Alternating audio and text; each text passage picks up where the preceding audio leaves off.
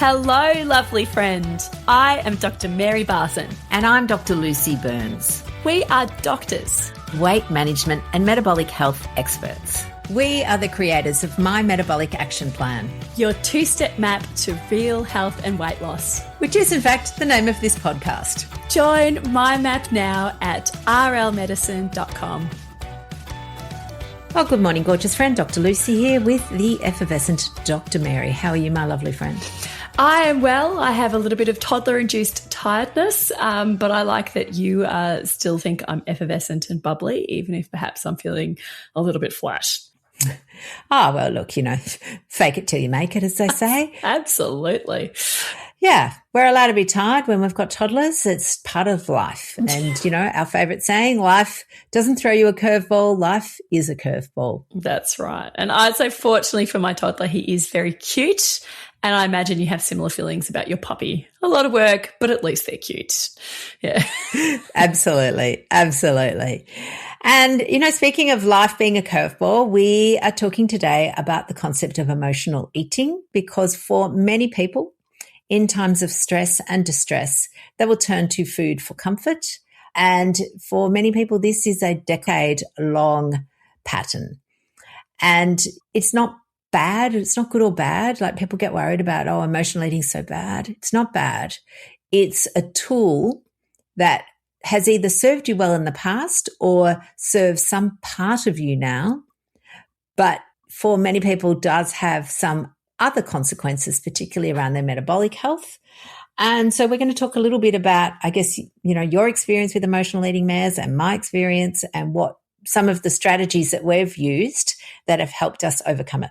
Yes, that's a good one. I think one of the biggest shifts for me has been just understanding what I got out of emotional eating. What did I need? So I used to really struggle with this. I could be super disciplined at times with food. I could do what my doctors and dietitians told me that I needed to do for my PCOS. I could do the low-fat, low-calorie thing. I could be hungry all the time. I could white-knuckle my way through it, and I could, lose weight short-term. I could do it. I just did it. But I would frequently come unstuck because of emotional eating, and I didn't have that many tools to deal with my big emotions. And sometimes it wasn't always big emotions, although it definitely was. Feel a big yucky emotion. I just wanted some ice cream in my face right then and there, just so it would go away. But sometimes it would also be just the little stressors throughout the day that just sort of build up, particularly in that stressful, like junior doctor period where, the system is designed to chew you up and spit you back out again. At the end of that day, it would just be like a death by 1,000 paper cuts. It wasn't any big thing, but it was just this overwhelming, just bleh. And I wouldn't emotionally eat all day. I'd be too busy. I wouldn't have even peed all day because I was too busy. But then I would get home and I would just fall into, a bucket of ice cream, because that was the tool that I had to help me feel better. Absolutely. And in fact, you've just described several of the triggers that we use in one of our frameworks. So we've got several frameworks around the triggers for emotional eating, and they really describe the commonest, not the only causes, but the commonest causes for non-hungry eating. And we use an acronym called PHALTS, which starts with a P. So it's PH. So pain, hunger, anger, lonely, tiredness. And then the S can be either stress or stuff it, which is where you just kind of go, I've made a mistake, I'm going to go the whole hog.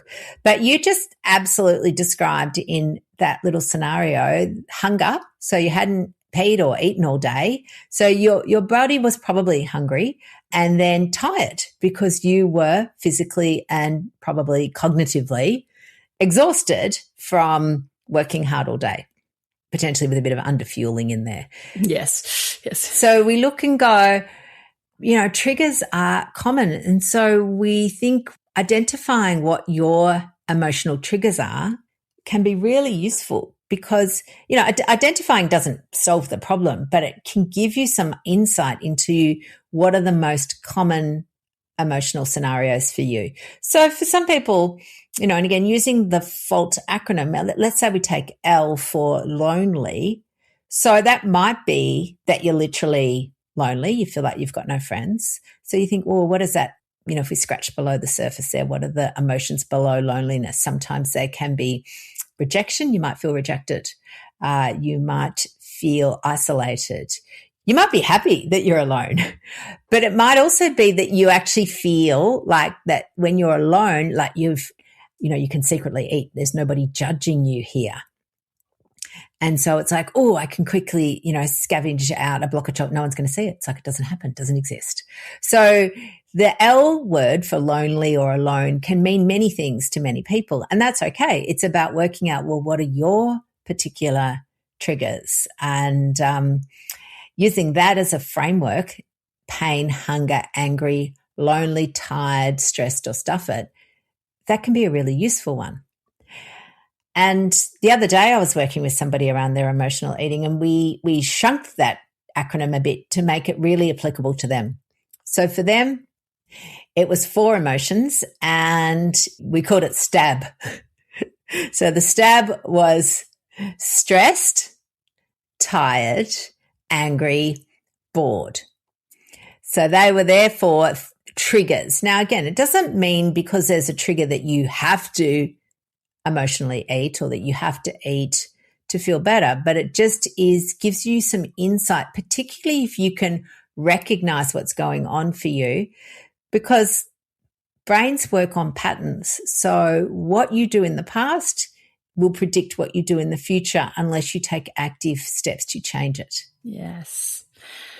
I love biochemistry. I love trying to understand the biology behind things. And for me, it's helpful to just understand what is actually happening in my brain, what emotional eating is at that sort of that brain, organ, cellular, biochemical level. And it's eating in response to a trigger or a stress or something that signals a threat to our brain, and it feels uncomfortable. So it might not be a high magnitude, like a really high magnitude stress, being chased by a bear, debt collectors are there knocking intimidatingly on your door right now. These things are incredibly stressful and they have a high magnitude stress response. But it can even just be little things, just you're feeling a little bit resentful at your partner. That could tie into being the lonely. But what actually happens if it triggers a stress response in our brain, not necessarily the conscious part of our brain, but the subconscious part of our brain, which in fact is most of our brain, interprets it as danger. So it's intensely uncomfortable. These uncomfortable feelings are uncomfortable for a reason. And we want to get rid of them. And indeed, we are allowed to want to get rid of them. That's not the problem. It's helpful to have distress tolerance, to be able to understand that, okay, this crappy feeling, it is just a feeling. I'm not going to die. It will last. I can cope with it. It's helpful to sort of practice and build that. But also have some compassion for yourself and understand that at that brain level, your brain literally thinks that you are in danger, and that the fact that you want to get rid of that feeling is totally understandable, and you're allowed to want to get rid of it, but finding ways to help get rid of it that don't involve falling into a bucket of ice cream is probably going to be helpful. Yes. Something that is also really important, obviously, to address with emotional eating is the psychological aspect of it. I mean, there's many frameworks that you can utilize. Something that both you and I have done work in, Mares, is a framework called Internal Family Systems, which, look, if I was inventing this framework, I'd give it a different name. But anyway, that's fine. And an alternate name for it, I guess, is looking at the different parts of your brain. And I think that's a much more relatable framework, because lots of people will use the idea that goes, oh, one part of me wants to do this, but the other part of me wants to do that. And that for me goes, yeah, that's exactly what, this parts therapy is all about. But a little concept, I guess, is, and again, it's not words that I would use, but this is the framework. And they talk about one part of your brain is what's called the managers. So it is the bit that is trying to kind of, manage you. And it's the bit that says, you shouldn't do this. You should go for a walk. You should do this. You shouldn't eat bad food. You should blah, blah, blah. And it can be quite critical at times, depending on which person it is. And that part of your brain can use shame and judgment as a tool to try and motivate you to, inverted commas, do better. And then there's another word, another sort of part of the brain that is collectively called the firefighter, which again, wouldn't be a word I would use. But the way I think about that part of it is that part of our brain, its job is to perhaps help with emotional fires. And so we can think about it in the firefighting role as it's helping you deal with an emotional fire. And at some point, at some level, like let's say a real firefighter, let's say there's a giant building, so you're the building, and there's one apartment that's on fire. Well, the firefighter's job is to put that fire out, and it will do that. And it kind of doesn't care that much about whether all the water goes in the lobby of the building, whether the apartment next door is a bit damaged. It doesn't really care about that because its job is to put out that one fire. And in many aspects, that is how emotional eating works. It is the brain going, I've got this really terrible fire burning in me and I need to put it out. What can I use? And food is a brilliant choice in that case because it's often accessible, particularly if you're young. It's legal. It doesn't cost much. And so it's got lots of benefits and it's easy to access, reasons that we would use it. But sometimes when that tool is used over and over again, well, it's damaging perhaps the apartments around it and the lobby. That's right. Yeah. But it's still I love seeing it as that adaptive survival behavior, that food is one of our safest regulators in that it helps us regulate. And as I mentioned before, that the dysregulated brain at some level actually feels that there's a real threat, that you are in danger. And so we want to be regulated again. And the need to be regulated, the need to have active firefighters is even more heightened in people who've had, like adverse childhood experiences, people who've got chronic stress, people who've got attachment insecurity, all of these things that we can't necessarily control. They can all increase what we call our allostatic load, which is just our cumulative stress burden. And everybody has a different allostatic load. Some people have a huge allostatic load because of their life circumstances. Other people have less. Some people have more reliance on emotional eating. Some people have less. But it is just trying to keep you safe.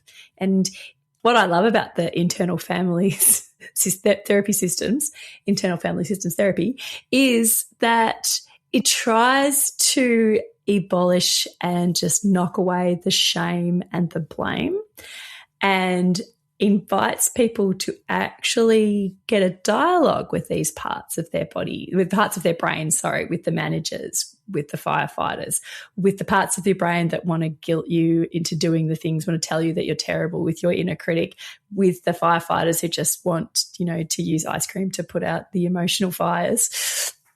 You could tell which was my emotional eating food of choice. It was definitely ice cream. Very rarely eat ice cream these days. It's interesting how things change. But it's just all natural and understandable. And as you said before, there were tools that served us once in the past. Yep. But they don't serve us anymore. That doesn't mean that those tools are terrible and that we need to hate them. We need to feel ashamed that we had these tools. You can actually love and honour them. And I've heard the most beautiful analogy for this, that a tool that used to serve you well, that helped you feel safe, and let's say that's emotional eating, maybe that was something that helped you get through a really horrible time, your 20s, your 30s, before you had more emotional awareness, before you could develop more skills. Think of it like a pair of shoes that just don't fit you anymore. And that doesn't mean that you have to hate the shoes. You don't have to hate yourself because you used to wear these shoes. You don't need to look at these shoes and filled with self-hatred and shame. Instead, you can love these shoes and say, you were so helpful. Thank you, shoes. You don't fit anymore. I don't need you anymore. But I'm just going to let you sit on the shelf and just sort of be there. But I'm grateful for what you did. Now I'm going to find another way to help me walk through life. Yep. Absolutely. Absolutely. And that, again, we know you cannot hate yourself thin. You can't shame yourself into being well.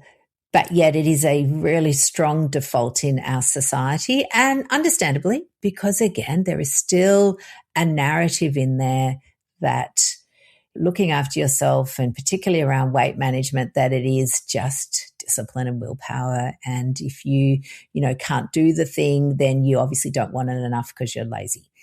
The enlightened amongst us know that that is bullshit, but there are some Neanderthals out there that are still peddling that garbage, and they think that by making people feel bad, that will motivate them to change. And it doesn't. It just makes them feel terrible. A couple of weeks ago, when we talked about ADHD, we talked again, ADHD and emotional eating quite closely, because paired with ADHD commonly is emotional dysregulation. So difficulty with managing emotions, and it can feel like you go from 0 to 100 in about 2 seconds. And just to add in, the third little thing that we've been speaking about recently, perimenopause can absolutely do that. You feel like you've gone from calm to raging in 10 seconds, and, you don't know what to do with this rage. Like, what do you actually do with it? Because, you don't want to get out and smash things. So you shovel it down with food, which, seems like a reasonable option. And, compared to smashing things, probably is. But we can also develop probably more effective strategies over time.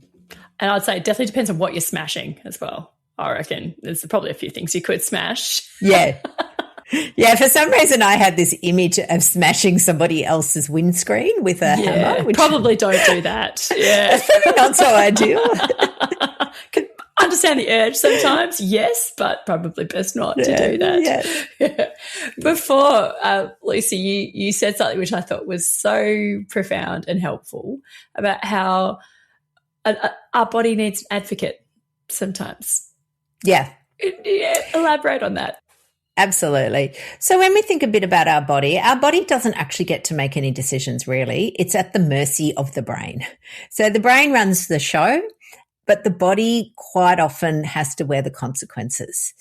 And so this is, again, not about guilt and shame. It's about the idea that we don't always have to listen to the first option the brain offers us. So remembering the brain, one part of the brain is looking for relief, looking to help put out the fire, looking to soothe, and it will go through all of its repertoire, a bit like a waiter, and it will say to you, oh, right, okay, in this scenario, when you feel tired and angry, this is what we do, and we eat ice cream. And then you just sort of automatically go with that. You can actually put some options in, and again, doesn't happen overnight. It takes time and practice. But coming up with that gap, which you've talked about many times, Mares, the gap between, your reaction and your action, so that you can potentially make a different decision, and working out over time how easy is that alternative decision, and and what you do by doing that is help your body. So I had this little phrase where I realized my body had been at the mercy of my brain. My brain was running the show and my body was dealing with the consequences. So I needed to change something about my brain. And so helping it recognize, again, starting with awareness, what are my particular emotional triggers? What are the circumstances for which I usually, went to food? Using, again, another lovely framework that we have around the SLC. SLC stands for self-reflection. So rather than just going, oh, well, I'll start again tomorrow, it's actually reflecting, what happened for me? What was going on? What were the circumstances? What were the antecedent causes? What else was in the mix there? Learning from it, going, okay, yep, I can see how that happened. What could I have done differently? That's the learning bit. And you do it all wrapped up in a giant bow of compassion, because at the end of the day, your brain is trying to help you. Yes, it is. And when our brain makes those decisions, reactive decisions to eat the ice cream to help soothe this feeling, our brain gets the relief, but our body then has to absorb the cost, really. And if we could change it to, instead of I have to obey this urge, or even I have to resist this urge, if we could just reframe it to, what do I need right now? What is it that I need? It flips the script to something that is curious, something that invites self-compassion, and it creates a little bit of space between, the stimulus, the reaction, the thing that is making you feel really crappy, and the response, finding that gap. And in that gap lies your power to choose a different response. And when you are able to, consistently choose different responses, you can change your life, you can change your health, you can change your brain, you can change everything. There is so much power that exists within this gap, but it's an easily accessible power for everybody, and it starts with curiosity, awareness and curiosity. Yes, absolutely. I love that. And yeah, it is cravings or urges, compulsions, whatever word sort of fits for you. We can look at them as signals or signs. What's going on? They're not, as you said, I love the idea that because your brain will immediately go, oh no, don't do that. You're going to be bad. And it'll try and resist. But, again, resisting isn't the answer. It's asking, what do I actually need here? What am I really wanting? And recognizing that you don't have to fix this, or even, fixing it. It's not even fixing it. You don't have to manage it overnight. It takes a long time to develop these skills, and that's okay because it's skills. So, I think it's a combination of what you like to call hot tools and cold tools, Maz. Yes. So tools in the moment when you've got that urge, that compulsion, and you don't know what to do with yourself. We call those the hot tools. That help down-regulate you from that high arousal state. Yeah. And then our cold tools are things that are looking at how do we regulate in the first place? So how can we, before we get into that, a kind of acute, what almost feels like a crisis period, how can we learn, again, it's really it's sort of a bit like emotional mastery, isn't it? What are the things that we need to do to help us with this emotional regulation? And to help build our capacity and just dial down the intensity of our nervous system overall, like just help our nervous system be generally more regulated, generally less reactive, to help us build skills, to help us make the right thing easy, the wrong thing hard. They're all your cool tools, but the hot tools are the ones that in that moment of crisis. And we need both, really. And the more we practice our cool tools, the less often we can get into those moments of dysregulation. But those moments of dysregulation are always going to happen regardless. So yeah, some of my favorite hot tools, just really sort of simple examples, like the goal of a hot tool is when you're in that hot state is to activate your parasympathetic nervous system, just to activate the calm side of your autonomic nervous system, and to just reduce the intensity of what you're feeling. It's not to make it go away. It's not like you suddenly go from feeling overwhelmed and horrible to amazingly fine and feeling like you're the happiest person in the world. It's just, you just knock the intensity down. And when you do that, it becomes much easier to find that gap and to make that helpful choice. So there's so many. I mean, it's limited really only by your imagination, but that goal is to increase that parasympathetic nervous system. So there are lots of things you can do. You can take some slow, deep breaths. You can run up and down the spot. You can splash cold water on your face. You could do tapping. We love tapping. Emotional freedom technique. Make yourself a hot cup of tea. Anything that can ground you to the moment is really good. When we're in a heightened fight or flight state, our brain is often going to be worrying about the future or ruminating about the past, or impressively, it can actually do both at the same time. Anything that grounds you, I can do that, grounds you to the moment, right here, right now, is going to help regulate you. So just holding a hot cup of tea, holding a cold drink, noticing the temperature, a body scan, relaxing the muscles in your feet. All of these things are going to be helpful. And it's just about picking one or two that you think you like and practicing them. Yeah. Patting your dog. Dogs are great for mindfulness. Really feel the fur underneath. Absolutely. You can pat yourself. You can just pat your own arms. Even a good one in panic attacks can be to cross your arms across your midline and tap your shoulders. So tap your elbows. That helps activate various parts of the brain. And when we activate different parts of the brain, we can integrate our whole brain, which turns down the intensity of our emotional brain. So in that heightened state, our emotional brain, the amygdala, the limbic system is taken over. It's deep in our brain. I'm making hand gestures here, which is not helpful at all for anybody on the podcast. I'm sorry. So you have to imagine the emotional center is deep inside your brain. And the thinking part of our brain is over the top. It's really quite sort of superficial, particularly behind our forehead. And when our emotional brain is in charge, the thinking brain is just not nearly as active.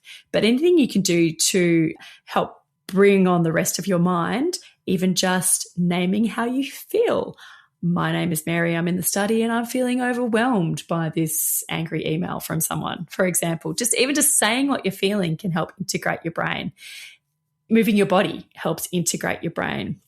Feeling the hot tea, the cold water helps integrate your brain. All of these things are hot tools that just can downregulate that high arousal state.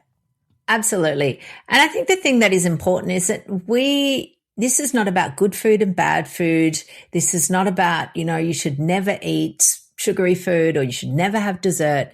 It's not about any of that. This is about the idea that we want you to make decisions you're happy with. So the decisions are yours. You're the boss of you. There is no need for judgment or shame. You get to eat whatever you want. But what we want for you is to be able to feel happy with your choice and feel like you've made that choice, like you're in control of it, rather than feeling like the cravings or the food is somehow in control of you. Yes. And the other type of tools that we talk about, we call them the cool tools.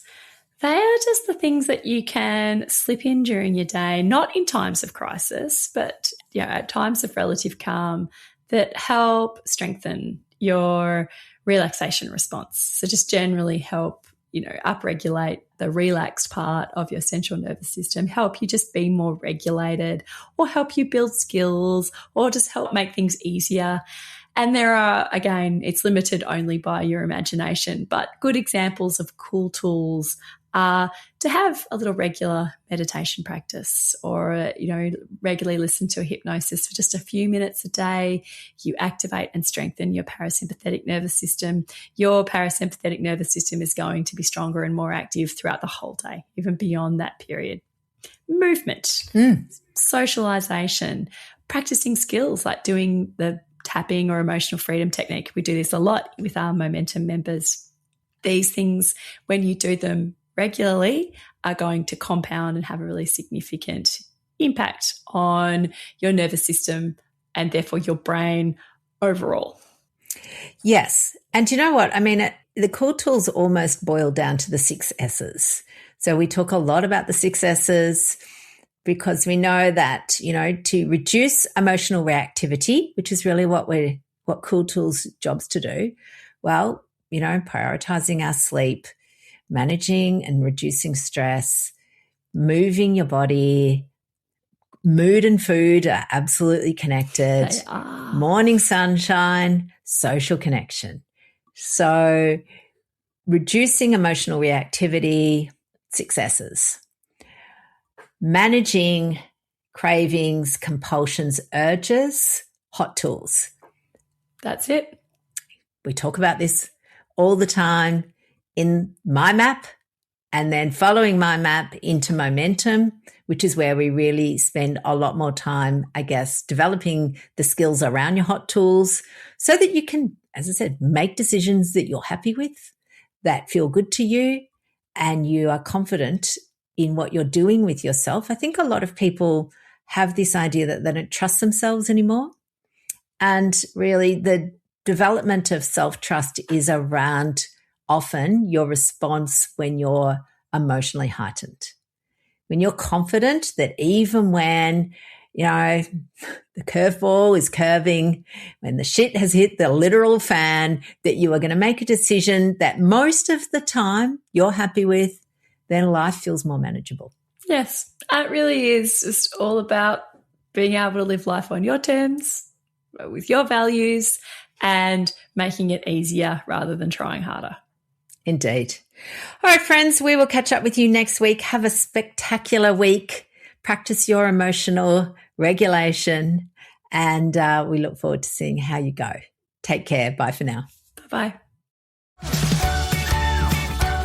The information shared on the Real Health and Weight Loss podcast, including show notes and links, provides general information only.